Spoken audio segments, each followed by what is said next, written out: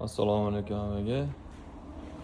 Xo'p, Xitoydan ishlab chiqarilgan yangi turdagi termopress pechkamizni obzor qilib bermoqchiman. O'zidan 5 ta nasatkasi chiqadi. Stereo rezinalari chiqadi. Kleylari, bigizlari hamma yo'q bo'ladi. Bu yerda balonni qo'yib turib, mana nasatkasi qayrilib bu yoqqa keladi. Razmeriga solib, har xil nasatkalarni qo'yib ishlatsa bo'ladi. Nimalari, gradusniklari mana. O'zi termopress qiladigan ustalarimiz hammasi buni qanday ishlatilishini biladi. Tushunmaganlar bo'lsa, bu yerda o'rgatib qo'yamiz. Kompressor ulanadigan hodlari ham bor. Hamma yo'q.